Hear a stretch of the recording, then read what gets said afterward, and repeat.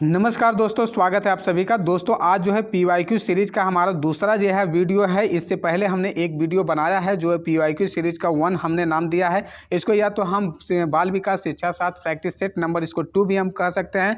तो यह CDP का दूसरा वीडियो है। तो इसको अगर पहला वीडियो आप नहीं देखे हैं तो प्लेलिस्ट में जाकर उसको आप देख सकते हैं। तो यह PYQ सीरीज का जो है एनालिसिस जो हम करेंगे। तो यह जो है परीक्षा जो है कब हुआ था, 2012 में यह पेपर हुआ था। यह पेपर सेम टू सेम हमने जो है टाइप करके उसका एनालिसिस का हम कर रहे हैं, ताकि जो है आपको समझ में आए कि कैसे प्रश्न आते हैं, किस प्रकार का जो है प्रश्नों का उत्तर हमको जो है वहाँ पे चुनाव करना चाहिए। तो आइए इसको स्टार्ट करते हैं। यह पहला क्वेश्चन है, इससे जो है बाल विकास एवं शिक्षा शास्त्र का प्रैक्टिस सेट नंबर दूसरा का।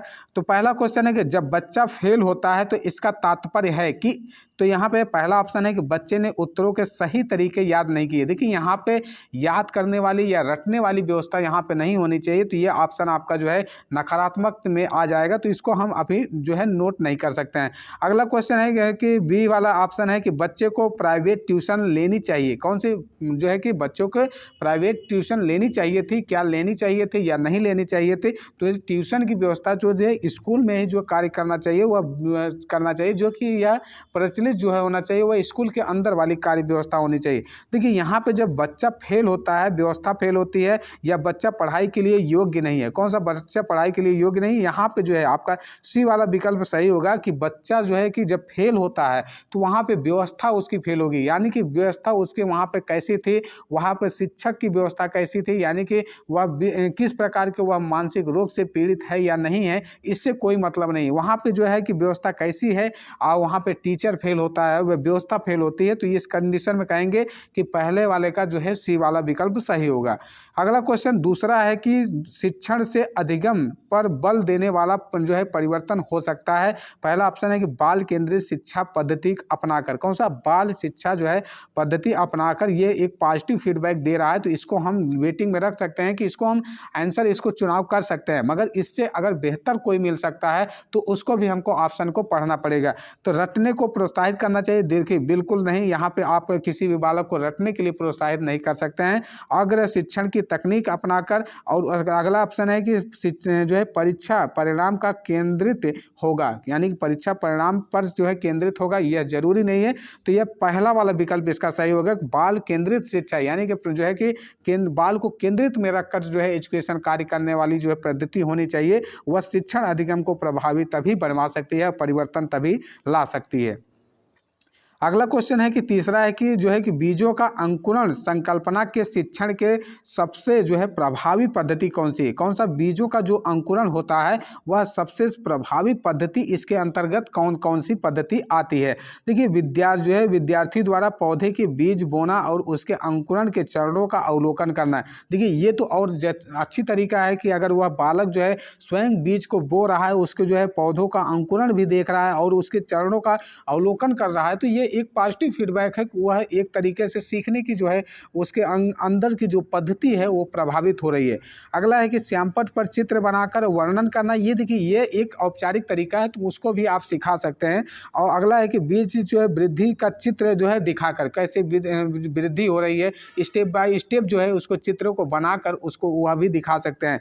विस्तृत व्याख्या करके, देखिए व्याख्या आप नहीं कर सकते हैं। तो यहाँ पे तीनों ऑप्शन सही है, मगर यहाँ पे सबसे जो है प्रभावी तरीका कौन सा होना चाहिए, वह सबसे ज़्यादा जो है भ्रमण वाला कार्य जो है, यानी कि पौधे के जो है बीज को जो है बोने का जो है क्रिया है, बो कर उसके बाद जो है उसके अंकुरण को जो है चरणों बाई चरणों जो है उसको देखता है, उसको स्टेप बाय स्टेप नोट करता है, वह तरीका सबसे ज़्यादा सटीक हो जाएगा। तो आपका जो है तीसरा का जो विकल्प आपका जो है पहला ही वाला विकल्प यहाँ पे सही होगा। जो बीज को बोएगा, बोने के बाद उसके अंकुरण को देखेगा, अंकुरण के बाद जो है उस जो है स्टेप बाय स्टेप जो है इसके बढ़ने वाली जो चरण होंगी उन सभी को यहाँ पे नोट करेगा। ठीक। अगला क्वेश्चन है कि चौथा है कि समावेशी शिक्षा। कौन सी समावेशी शिक्षा। समावेशी शिक्षा का मतलब है सामान्य जो है कि विद्यार्थियों के साथ सभी को जो है शिक्षा देने का कार्य किया जाना चाहिए, चाहे वह विशिष्ट बालक हो चाहे किसी भी प्रकार का बालक हो, वहाँ पे समावेशी शिक्षा देनी चाहिए। यानी कि विशेष शैक्षणिक संस्थानों की पूर्ति के लिए सामान्य छात्र या दिव्यांग छात्र या सामान्य किसी भी प्रकार के अवसर के लिए उन सभी छात्रों को शामिल करना चाहिए समावेशी जो है शिक्षा के अंतर्गत। ठीक। तो यहाँ पे देखें तो यहाँ पे कक्षा में विविधता का उत्सव जो है बनती है। कौन सा? कक्षा में विविधता का उत्सव बनती है, या दाखिले संबंधी कठोर प्रक्रियाओं को बढ़ावा देती है, और यह तथ्यों के जो है शिक्षा या मतों प्ररोपण से संबंधित है, या कह सकते हैं डी वाला के हाशिए पर स्थित वर्गों से शिक्षा को जो है सम्मिलित करने से संबंधित है। देखिए यहाँ पे जो है आप समावेशी शिक्षा में जो है एक प्रकार की विविधता की जो है कि ज़्यादा प्रधानता होगी, वहाँ पे उत्सव मचेगा। यानी कि कह सकते हैं वहाँ पे बालक जो है विभिन्न प्रकार के बालक आएंगे, वह चाहे दिव्यांग बालक हो या सामान्य बालक हो या किसी विशिष्ट प्रकार का बुद्धि वाला बालक हो, वह सभी एक ही जो है कि कक्ष के अंतर जो है शिक्षण कार्य जो है सीखने का प्रयास करेंगे, वह अधिगम जो है सीखने का प्रयास करेंगे। तो ये वाला विकल्प यहाँ पे आपका सही हो जाएगा। अगला क्वेश्चन है कि पांचवा है कि किस प्रकार के जो है प्रश्नों को वस्तुनिष्ठ प्रश्नों की श्रेणी में रखा जाता है। कौन सा? वस्तुनिष्ठ, या कह सकते हैं बहुविकल्पी प्रश्न को कैसे श्रेणी में रखा जाता है। पहला लघु उत्तरात्मक जो है प्रश्न या लघु उत्तरीय जो प्रश्न होती है, वह एक प्रकार का जो है कि 50 से 60 वर्डों का यह कह सकते हैं लघु उत्तर वाले प्रश्न होते हैं। मुक्त उत्तर वाले प्रश्न, इसमें बालक कुछ भी लिख सकता है, उसमें कोई भी बाउंडेशन नहीं होती है। सत्य या असत्य प्रश्न यहाँ पे, और निबंधात्मक जो प्रश्न होता है, इसमें जो है कि बहुत बड़े बड़े जो है प्रश्नों को निबंधों के रूप में लिखा जाता है। तो यहाँ पे देखें जो वस्तुनिष्ठ है या बहुविकल्पी प्रश्न होते हैं, वह आपको ऑप्शन मिलता है। बहुविकल्पी जो प्रश्न है या वस्तुनिष्ठ प्रश्न है, वह ऑप्शन आपको मिलता है। ऑप्शन में चुनाव करना रहता है, वह सत्य है या असत्य है। कौन सा? सत्य है या असत्य है। तो सी वाले विकल्प आपको यहाँ पे चुनाव करना पड़ेगा कि पांचवा का जो वस्तुनिष्ठ जो श्रेणी में रखा जाएगा, वह सत्य या असत्य के अंतर्गत रखा जाएगा, जिसमें आपको यह देखना होगा कि लाइन को देख करके वहाँ पे बताना होगा कि यह प्रश्न सत्य है या प्रश्न असत्य है। तो यह वस्तुनिष्ठ जो है प्रश्नों की जो है यह कि रूपरेखा होती है। तो यहाँ पे सी वाला विकल्प आपका जो है सही हो जाएगा। अगला क्वेश्चन छठवां है कि निम्नलिखित में से कौन सी प्रगतिशील शिक्षा की विशेषता है। कौन सी प्रगतिशील जो है, यहाँ पे प्रगतिशील जो है एजुकेशन जो होती है, वह कौन सी विशेषता है जो प्रगति कर सकती है। पहला ऑप्शन है कि केवल प्रस्तावित जो है पाठ्य पुस्तकों पर आधारित करके। देखिए यहाँ पे जब केवल शब्द का इस्तेमाल हो जाता है, वहाँ पे किसी एक विषय विशेष वस्तु के लिए इस्तेमाल हो रहा है, तो केवल शब्द वाले प्रश्न अधिकतर जो है आपको देखेंगे कि वहाँ पे वह नहीं ऑप्शन में सही हो पाते हैं। तो यहाँ पे देखें परीक्षा में अच्छे अंक प्राप्त करने पर बल देना। देखिए यहाँ पर भी आपको दबाव या बल नहीं देना है कि अच्छा अंक प्राप्त करना है। बार बार ली जाने वाली परीक्षाएं, कौन सी? बार बार ली जाने वाली परीक्षाएं। समय सारणी या बैठने की व्यवस्था में लचीलापन। देखिए यहाँ पे ये वाला जो है लचीलापन, यानी कि प्रगतिशील जो है कक्षा जो होती है, यानी कि शिक्षा जो है से तात्पर्य कह सकते हैं कि समय के अनुसार जो है पढ़ने में जो है कि आपको जो है कि या बैठने में लचीलापन उत्पन्न करना चाहिए, उस व्यवस्था को उत्पन्न करनी चाहिए। तो यहाँ पे डी वाला विकल्प छठवें का सही हो जाएगा।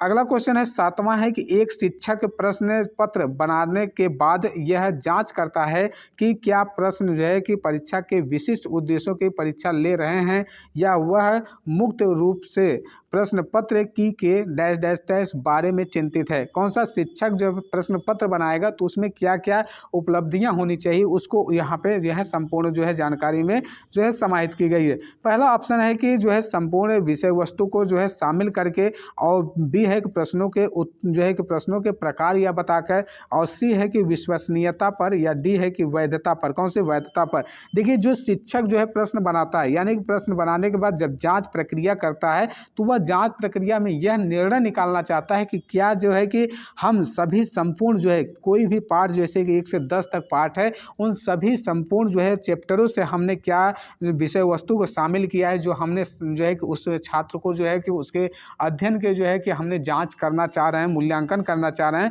तो वहाँ पे यह छात्र जो है मुक्त रूप से यह प्रश्न को जो है बारे में सोचता है। तो ए वाले में संपूर्ण विषय की वस्तु को जो है शामिल करना के बारे में जो है चिंतित करता है, वो सोचने का कार्य करता है। तो सातवां वाला ए वाला विकल्प यहाँ पे सही हो जाएगा। आठवां का है कि क्वेश्चन की विवेचनात्मक शिक्षा का जो है शास्त्र है, शिक्षा शास्त्र, यह दृढ़ विश्वास है कि देखिए यहाँ पे जो होगा, पहले ऑप्शन है कि शिक्षार्थियों को स्वतंत्र रूप से तर्कना नहीं करनी चाहिए। कौन से? शिक्षार्थियों को जो है स्वतंत्र रूप से जो है तर्कना नहीं करनी चाहिए। अगला है कि बच्चे स्कूल से बाहर व्याख्या सीखते हैं। क्या व्याख्या जो है बाहर जो है क्या करते हैं, जो है व्याख्या करके सीखते हैं। वह यह अप्रासंगिक है। ठीक, तो अगला है कि सी वाला है कि शिक्षार्थियों के अनुभव अप्रत्यक्ष लाभ महत्वपूर्ण होते हैं। और डी है कि एक शिक्षक को हमेशा कक्षा कक्ष के अनुदेशन का नेतृत्व करना चाहिए। देखिए विवेचनात्मक का तात्पर्य क्या होता है इसको पहले समझिए। जो विवेचनात्मक जो है शिक्षा शास्त्र कहना चाहता है वह तर्क के द्वारा कहना चाहता है, अनुभव के द्वारा करना चाहता है, क्रियाकलाप के द्वारा करना चाहता है, प्रत्यक्ष के द्वारा जो है कि अप्रत्यक्ष जो है कि अनुभव के द्वारा कहना चाहता है। तो यहाँ पे देखेंगे सी वाला जो विकल्प आपको मिलेगा, विद्यार्थियों के अनुभव और उसके प्रत्यक्ष लाभ का महत्वपूर्ण होने का जो कारण होता है वह जो है शिक्षा शास्त्र में विवेचनात्मक दृढ़ जो है विश्वास होने का तात्पर्य होता है। कौन सा?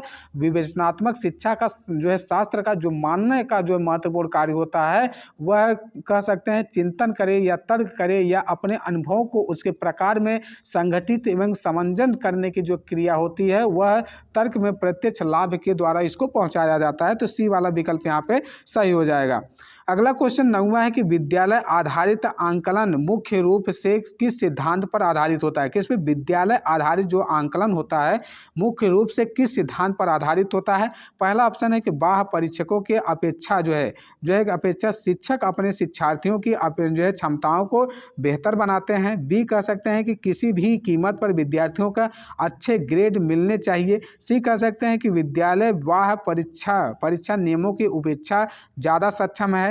और डी है कि आकलन बहुत ही किफ़ायती होना चाहिए। कौन सा? आकलन बहुत ही किफ़ायती होना चाहिए। तो कह सकते हैं जो विद्यालय शिक्षा आधारित होना चाहिए मुख्य आधार यानी किस सिद्धांत पे होता है? वाह परीक्षकों के जो है कि कौन सा? बाह्य परीक्षकों के अपेक्षा जो शिक्षक अपने शिक्षार्थियों की क्षमता को बेहतर जानने के प्रयास करता है। कौन सा? ए वाला जो विकल्प आपका होगा वह सही हो जाएगा कि यहाँ पर जो प्रक्रिया होनी चाहिए विद्यालय में वो शिक्षक अपने छात्रों का आकलन करता है। आकलन करने में वह अपने जो है अच्छे तरीके से समझने का प्रयास करता है। तो ये वाला विकल्प आपका सही हो जाएगा। 10वां क्वेश्चन है कि शिक्षार्थी व्यक्तित्व भिन्नता प्रदर्शित करता है अतः शिक्षक को क्या करना चाहिए? इसके आगे है ऑप्शन ए है कि सीखने के विभिन्न अनुभव को उपलब्ध कराना चाहिए, कठोर अनुशासन सुनिश्चित करना चाहिए। सी है कि परीक्षाओं की संख्या बढ़ा देनी चाहिए। डी है कि अधिगम की एक समान गति पर बल देना चाहिए।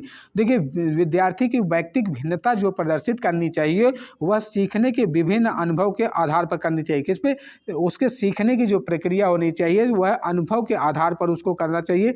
जबकि कठोर अनुशासन बिल्कुल नहीं करना चाहिए। परीक्षार्थियों को बढ़ाकर वहाँ पर परीक्षा अंक को बढ़ाना या परीक्षा संख्या को बढ़ाना उस पर जो है जोर नहीं देना चाहिए। और अधिगम की एक समान गति पर बल देना यह भी सही नहीं है, क्योंकि विशिष्ट प्रकार के बालक होते हैं वहाँ पे अलग अलग जो है अधिगम सीख सकते हैं। तो यहाँ पे एक समान अधिगम पर बल भी नहीं दे सकते हैं। तो पहला वाला विकल्प यहाँ पे सही हो जाएगा। अगला क्वेश्चन है कि 11वां एक निम्नलिखित में से कौन सा विकास का सिद्धांत है? यह पहला ऑप्शन है कि सभी की जो है कि विकास दर समान नहीं होती है। बी है कि हमेशा जो है कि रेखीय होता है। कौन सा? विकास हमेशा रेखीय होता है। सी है कि यह निरंतर चलने वाली प्रक्रिया है। डी है कि विकास की सभी जो है कि प्रक्रियाएं जो है कि अंतः संबंधित नहीं है। कौन सा? अंतर संबंधित नहीं है। देखिए यहाँ पे अंतर संबंधित होती हैं, जबकि यह निरंतर चलने वाली प्रक्रिया जो है विकास का सिद्धांत यह हमेशा रेखीय होता है, रेखीय नहीं होता है। यहाँ पे कह सकते हैं सभी विकास दर समान नहीं होते। तो यहाँ पे 11वां का पहला आंसर जो है आपका सही हो जाएगा। जो विकास होता है वह विकास लगातार जो है कि किसी न किसी क्रम में जो है होता रहता है। वह अंतोदर जो है विकास की प्रक्रिया जो है कभी जिगजैग मोशन को हर प्रकार के, कभी मिथ्या प्रक्रियावस्था, बहुत सी प्रक्रियाएं में होती हैं जो कि इसका दर जो है समान नहीं होता है। तो ये वाला विकल्प इसका जो है सबसे ज़्यादा जो है सही विकल्प माना जाएगा। 12वां क्वेश्चन है कि मानव विकास को क्षेत्रों में विभाजित किया जाता है जो है। पहला है कि शारीरिक, संज्ञानात्मक, संवेगात्मक और सामाजिक है। बी है संवेगात्मक, संज्ञानात्मक, आध्यात्मिक और सामाजिक मनोवैज्ञानिक है। सी है कि मनोवैज्ञानिक, संज्ञानात्मक, संघात्मक और सामाजिक है। और डी है कि शारीरिक, आध्यात्मिक, संज्ञानात्मक और जो है सामाजिक है। देखिए मानव विकास जो है कि आप सभी जानते हैं कि पहले जो है शारीरिक विकास होता है, उसके बाद संज्ञानात्मक, संवेगात्मक और सामाजिक विकास होता है। होता है। तो ए वाला विकल्प इसका जो है सही हो जाएगा। कौन सा? ए वाला विकल्प इसका सही हो जाएगा, जो है कि 12वें का ए वाला विकल्प। मानव विकास जो है कि प्रत्यक्ष कर सकते हैं, जो है कि प्रत्येक जो है कि कारण से इसका जो है विकास होगा। पहले शारीरिक में विकास होगा, शरीर में, जैसे कि वह लंबा पतला गोला मोटा जो भी आकार होगा शरीर रचना के आधार पर जो है विभाजित कर सकते हैं। पहले जो है विभाजन करेंगे, उसके बाद उसके संज्ञानात्मक कार्य के जो है कारण विभाजन करेंगे। संज्ञानात्मक क्षेत्र में किस किस के माध्यम से वह शरीर के वह किस बुद्धि का है उसके संज्ञान के आधार पर जो है विभाजित करेंगे। फिर संवेगों के आधार पर, उसके बाद सामाजिक आधार पर जो है इस प्रकार जो है विभाजन की प्रक्रिया यहाँ पे चलती रहेगी। अगला क्वेश्चन है 13वां कि एक शिक्षिका पाठ्य वस्तु और फल जो है सब्जियों के कुछ स्रोतों का जो है कुछ क्षेत्रों का प्रयोग करती है और अपने विद्यार्थियों से चर्चा करती है। विद्यार्थी इस जानकारी को अपने पूर्व ज्ञान से जोड़ते हैं और पोषण की जो है संकल्पना को सीखते हैं। यह उपागम पर आधारित है।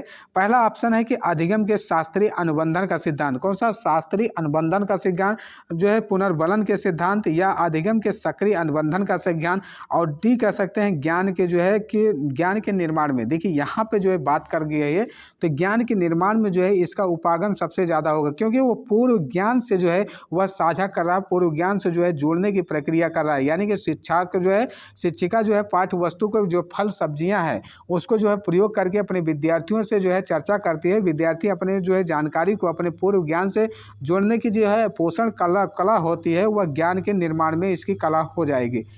अगला क्वेश्चन 14वां कि जब बच्चे की दादी उसे उसकी माँ की गोद से लेती है तो बच्चा रोने लगता है।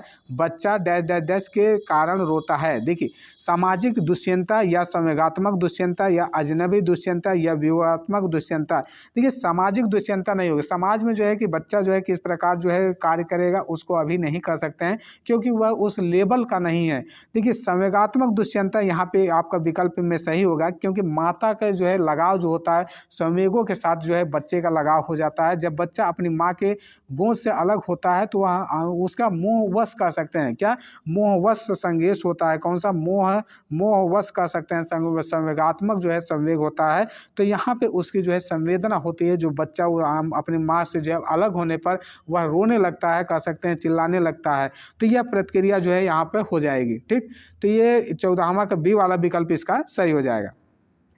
अगला क्वेश्चन है 15वां है कि शिक्षा के संदर्भ में सामाजिकरण से तात्पर्य है। पहला ऑप्शन है कि अपने सामाजिक मानदंड बनाना है। बी है समाज में बड़ों का स्मरण जो है सम्मान करना, या कह सकते हैं। और सी है कि सामाजिक वातावरण में अनुकूलन और समायोजन करना।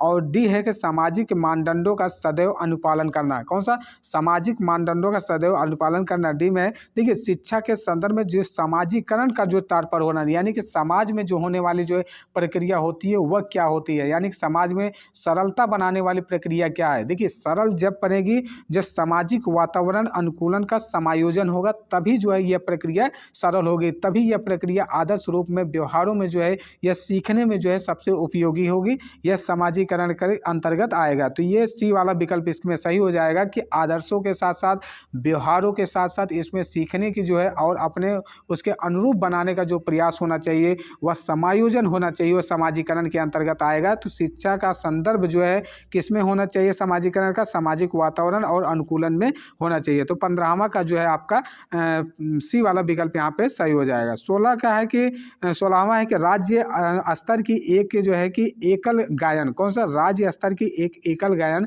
प्रतियोगिता के लिए विद्यार्थियों को तैयार करते समय एक विद्यालय लड़कियों को जो है वरीयता देता है। पूरी जो है कि पूरी वरीयता कौन सा जो है कि दर्शाता है। कौन सा? यहाँ पे जो है टाइपिंग कुछ अलग है कि यहाँ पे दर्शाता है। क्या दर्शाता है? यानी कि पूरी वरीयता में यह दर्शाता है, तो यहाँ पे यह क्या दर्शाता है? वैश्विक प्रवृत्तियाँ दर्शाता है, या प्रयोजनात्मक जो है उपागम दर्शाता है, या प्रगतिशील चिंतन दर्शाता है, या लैंगिक पूर्वाग्रह दर्शाता है।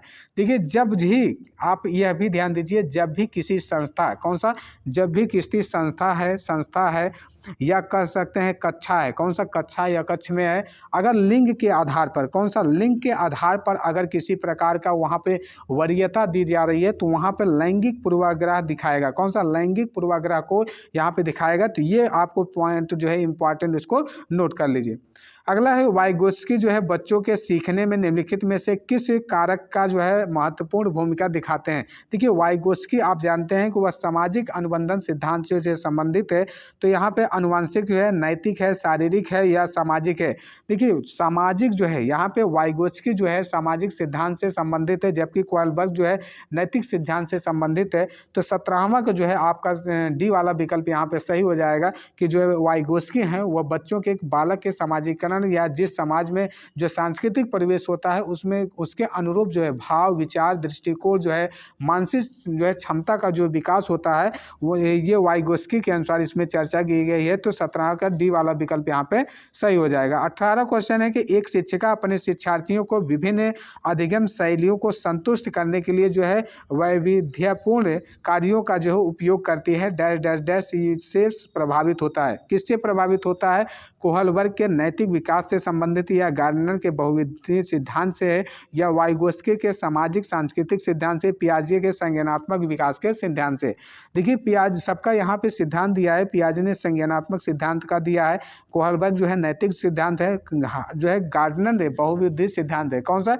18 जो है आपको से कह रहा है, यानी कि शिक्षिका जो अपने शिक्षार्थियों को विभिन्न अधिगम जो शैलियों को संतुष्ट करने के लिए जो वैविध्यपूर्ण जो है कि वैविध्यपूर्ण जो तरीकों का जो कार्यों का अपनाने का जो कार्य कर रही है वो हार्वर्ड गार्डनर के बहुविधीय सिद्धांत को जो है परिभाषित करने का कार्य कर रही है। बुद्धि का जो सिद्धांत है जो है कि हार्वर्ड गार्डनर ने बताया कि बुद्धि का जो सिद्धांत होता है वह एक कारकी न होकर, यानी कि एक कार्य की बुद्धि न होकर वह बहुकारकी के अंतर्गत इसको शामिल किया जाता है। तो हार्वर्ड गार्डनर का यह सिद्धांत है। तो यहाँ पे बी वाला 18 का यहाँ पे सही हो जाएगा। जिस प्रकार शिक्षिका अपने शिक्षार्थियों को विभिन्न अधिगम को शैलियों के संतुष्ट करने के लिए जो कार्य करती है वह हार्वर्ड गार्डनर जो बुद्धि का सिद्धांत में यह परिभाषित कर दिया गया है। अगला क्वेश्चन है कि 19 है कि एक शिक्षिका अपने आप में कभी भी प्रश्नों के उत्तर नहीं, कौन सा? एक शिक्षिका अपने आप में कभी भी प्रश्नों के उत्तर नहीं देती है, वह अपने विद्यार्थियों को उत्तर देने के लिए समूह चर्चाएं और सहयोगात्मक अधिगम अपनाने के लिए प्रोत्साहन करती है। तो यह उपागम डैश डैश डैश के सिद्धांत पर आधारित है। तो यहाँ पे कौन सा उपागम होगा जब विद्यार्थियों के लिए यह सहयोगात्मक कार्य किए जाते हैं? पहला ऑप्शन है कि जो है अनुदेशात्मक जो है सामग्री के उचित संगठन का, या कह सकते हैं अच्छा उदाहरण प्रस्तुत करना, या भूमि जो है का प्रतीक जो है रूप बनाना, या सीखने का जो है तत्परता, या सक्रिय भागीदारता। कौन सा सक्रिय भागीदार? जो 19 जो है आपसे कह रहा है कि इसमें जो है शिक्षिका जो है कह रही हैं, तो यह कह रही है कि जो है उसका सक्रिय भागीदार होना, यानी कि जो बालक का जो है संवेगात्मक जो है चर्चा करना, या इसके जो है कि ये कह सकते हैं कि इसमें जो है संयोगात्मक अधिगम बनाने के लिए प्रोत्साहित करने के लिए जो है बच्चे का जो है भागीदार होना या भागीदारी सक्रिय भागीदार उपयोग करना जो है सबसे ज़्यादा इंपॉर्टेंट माना जाएगा। तो 19 का जो है डी वाला विकल्प यहाँ पे आपका सही हो जाएगा। 20वां क्वेश्चन है कि निम्नलिखित में से कौन सा शिक्षक से संबंधित अधिगम को प्रभावित करने वाला कारक है? पहला ऑप्शन है बैठने की उचित व्यवस्था है, बी है शिक्षण जो है अधिगम संसाधनों की उपलब्धता है, या सी है कि विषय वस्तु या अधिगम अनुभव की प्रवृत्ति है, विषय वस्तु में प्रवीणता है। देखिए बी जो है यानी कि यहाँ पे कह सकता है बैठने की उचित व्यवस्था या शिक्षण में अधिगम जो है संसाधन जो होने चाहिए वह कैसे होने चाहिए, इस कार्य को कैसे करना चाहिए। तो यहाँ पे विषय वस्तु जो है आपका शिक्षण संबंधित जो है अधिगम को प्रभावित करने वाला जो कारक होना चाहिए वह विषय वस्तु में प्रवृत्ता होनी चाहिए। किसमें? विषय वस्तु में। जब शिक्षक जो है कि अपने विषय में प्रवृत्ता होता है तो वह शिक्षक अधिगम जो है प्रभावी बना सकता है। तो साथ ही साथ उसे अन्य विषयों के बारे में भी सामान्य जानकारी होनी चाहिए। यह शिक्षक का जो है मेन कार्य होना चाहिए। तो यह प्रभावी हो सकता है। यहाँ पे डी वाला विकल्प यहाँ 20वां का सही हो जाएगा। अगला क्वेश्चन है कि 21 है कोहलबर्ग के अनुसार शिक्षक के बच्चों में नैतिक मूल्यों का जो है विकास कर सकता है। कौन सा? शिक्षक जो कार्य करता है वह बच्चों के अंदर जो है नैतिक मूल्य का विकास करेगा। वह किस प्रकार के नैतिक मूल्य का विकास करेगा? पहला ऑप्शन है धार्मिक शिक्षा को महत्व देगा। देखिए शिक्षा का जो है धार्मिक शिक्षा का महत्व यहाँ पे नहीं देना होगा। यह बच्चों में जो है कि एक प्रकार के नैतिक मुद्दों को वह बात करनी पड़ेगी। व्यवहार का स्पष्ट नियम बनाकर, व्यवहारों का स्पष्ट नियम बनाकर, या कह सकते हैं नैतिक मुद्दों पर आधारित चर्चाओं पर या उन्हें शामिल करके। जो कोहलबर्ग के अनुसार जो कार्य करने की जो नैतिक मूल्यों पर है वह सी वाला विकल्प है, नैतिक मूल्यों पर आधारित जो है चर्चाओं में शामिल करके। अगला है कि कैसे व्यवहार किया जाना चाहिए इस कठोर निर्देश देकर। तो यहाँ पे कठोर निर्देश आपको नहीं देना होगा। तो सी वाला विकल्प यहाँ पे 21 का यह सही हो जाएगा। अगला 22 है कि छोटे विद्यार्थियों को कक्ष में समवयस्कों, यहाँ पे समवयस्कों के साथ जो है अंतः क्रिया करने के लिए प्रोत्साहित करना चाहिए, जिससे वे एक, पहला ऑप्शन है कि एक दूसरे से प्रश्नों के उत्तर से जो है दे सकें, कौन सा उत्तर सीख सकें, यहाँ पे उत्तर जो है आपका जो है सीख सकें, कौन सा उत्तर सीख सके। बी है कि पाठ्यक्रम को बहुत जो है जल्दी जो है पूरा किया जा सके और वे अपने जो है पढ़ने के जो है दौरान सामाजिक कौशल जो है सीख सकें, कौन सा कौशल सीख सकें। या डी है कि शिक्षक कक्षा कक्ष को बेहतर तरीके से नियंत्रित कर सके। देखिए यहाँ पे जो है कि बच्चे जो है यानी शिक्षार्थियों को जो कक्षा कक्ष में जो है समवयस्कों से अपने सीखने की जो क्रिया होनी चाहिए वह वे पढ़ने के दौरान सामाजिक कौशल भी सीखते हैं, यानी कि अपने बालक के दौरान जो है बच्चे किस प्रकार की जो है शिक्षा सीखते हैं, जो अपने समवयस्कों के, अपने सीनियर के साथ जो है कि अपने जो है सहपाठियों के साथ जो है सीखने की जो है क्रिया होती है वह सामाजिक कौशल सबसे ज़्यादा वहाँ पे समवयस्कों के साथ सीखते हैं। तो यहाँ पे आपका सी वाला विकल्प यहाँ पे सही हो जाएगा 22 का। अगला है 23वां है, जब एक निर्योग्य बच्चा पहली बार जो है विद्यालय आता है तो शिक्षक को क्या करना चाहिए। पहला है कि बच्चे को निर्योग्यता के अनुसार उसे विशेष विद्यालय में भेजने का प्रस्ताव देना चाहिए, या बी कह सकते हैं उसे अन्य विद्यार्थियों से अलग करना चाहिए, और सी है सहकारी योग्यता विकसित करने के लिए बच्चे ने अपने माता पिता के साथ सहयोग करना चाहिए या प्रवेश परीक्षा लेनी चाहिए। देखिए यहाँ पे जो निर्योग्य बच्चा होती है, यानी कि निर्योग्य जो है बच्चा होगा, किस प्रकार से इसको करना चाहिए, वहाँ पे जो है आपको सी वाले विकल्प में सहयोग जो है यानी कि सहयोगात्मक विकास करने के लिए बच्चे के माता पिता के साथ जो है सहयोग चर्चा करनी चाहिए। क्या सहयोग चर्चा करनी चाहिए, यानी कि निर्योग्य कह सकते हैं। यहाँ पे जो है कि 23 का यह विकल्प आपका सही हो जाएगा। 24वां है कि पियाजे के संज्ञानात्मक विकास के चरणों के अनुसार इंद्रिय गामक अवस्था किसके साथ संबंधित है। कौन सा इंद्रिय गामक अवस्था। पहला है अनुकरण स्मृति मानसिक निरूपण के। बी है तार्किक रूप से समस्या समाधान की योग्यता पर, या कह सकते हैं सी जो है कि विकल्पों के निर्वचन और विश्लेषण करने की योग्यता। डी कह सकते हैं सामाजिक मुद्दों से सरोकार पर। देखिए जो है पियाजे ने 4 प्रकार की अवस्थाएं दी है। कौन सी 4 प्रकार की अवस्था दी हैं, तो संवेदी गामक अवस्था जो है यह किस प्रकार की अवस्था को जो है यह अनुकरण कर रहा है। तो यहाँ देखिए आप जानते हैं कि जो बच्चा होता है 2 से जो है 3 वर्ष या 4 वर्ष का जो है 5 वर्ष तक की जो है अवस्था होती है, वहाँ पे 2 से 5 वर्ष के बीच में जो है बच्चा जो है अनुकरण करने की जो है स्मृति पर आधारित मानसिक निरूपण करने की जो है करने लगता है, जबकि तार्किक रूप से जो है करने की जो है मूर्त जो है संक्रिया में होती है, और विकल्पों का जो है निर्वाचन या विश्लेषण करने की जो पद्धति होती है औपचारिक जो है कि संक्रिया अवस्था के अंतर्गत होती है। तो ए वाला जो है विकल्प यहाँ पे पियाजे के संज्ञानात्मक जो है विकास का जो है अनुकरण करने वाली जो है कह सकते हैं संवेदी प्रेरक अवस्था के अंतर्गत इसको नोट किया जाएगा, या इंद्रिय गामक अवस्था भी इसको कहते हैं। तो यहाँ पहला वाला विकल्प इसका सही हो जाएगा। अगला है 25 एक मानव व्यक्तित्व परिणाम। कौन सा मानव व्यक्तित्व जो है परिणाम है। पहला पालन या पोषण या शिक्षा है, या आनुवंशिकता और वातावरण के अंतः क्रिया है, या कह सकते हैं केवल वातावरण या केवल आनुवंशिकता है। मानव व्यक्तित्व, कौन सा मानव व्यक्तित्व जो होता है वह आनुवंशिकता और वातावरण के अंतः क्रिया का जो है कारण होता है। तो यहाँ बी वाला विकल्प 25 का सही हो जाएगा। 26 है कि शिक्षण जो है अधिगम प्रक्रिया में व्यक्तिगत रूप से ध्यान देना महत्वपूर्ण है, क्योंकि पहला ऑप्शन है शिक्षार्थी हमेशा समूह में ही बेहतर सीखते हैं। कौन सा शिक्षार्थी हमेशा समूह में बेहतर सीखते हैं। और अगला है कि शिक्षक जो है प्रशिक्षण कार्यक्रमों में ऐसा ही बताया गया है। प्रत्येक जो है कि इससे प्रत्येक विद्यार्थियों का अनुशासित करने के लिए शिक्षकों को बेहतर अवसर मिलते हैं। डी है कि बच्चों की विकास दर भिन्न होती है और भिन्न तरीकों से वह सीखते हैं। देखिए यहाँ पे जो है बेहतर तरीके से सीखते हैं, हमेशा नहीं सीखते हैं, उनमें क्रम परिवर्तन होते रहते हैं। और बी है कि शिक्षण कार्यक्रम में जो है कि कार्यक्रमों में ऐसा बताया जाता है, बताना जरूरी नहीं। यहाँ पे सी वाला जो है विकल्प सही हो गया है कि यह बेहतर जो है प्रत्येक शिक्षार्थी जो है या विद्यार्थी कह सकते हैं अनुशासन के लिए विद्यार्थियों को बेहतर अवसर प्रदान करने चाहिए। तो यहाँ पे आपका यह सी वाला नहीं होगा। तो यहाँ पे बच्चों का यह अवसर जो है अनुशासन जो है आपका बिल्कुल जो है अनुशासन क्योंकि नहीं हो पाएगा। यहाँ पे देखिए यह भी जो है फैक्ट जो है फॉलो नहीं कर पा रहा है। तो कह सकते हैं बच्चों के विकास दर भिन्न होती है और विभिन्न तरीकों से जो है सीख सकते हैं। तो यहाँ पे ये सबसे ज़्यादा सटीक हो जाएगा। तो जो है कि आपका कौन सा ये डी वाला जो है विकल्प आपका ज़्यादा सटीक माना जाएगा। ठीक। अगला क्वेश्चन 27 है कि निम्नलिखित में से कौन सा समस्या समाधान के जो है वैज्ञानिक पद्धति का जो है पहला चरण है। कौन सा समस्या समाधान का जो है वैज्ञानिक पद्धति का जो है पहला चरण कौन सा है।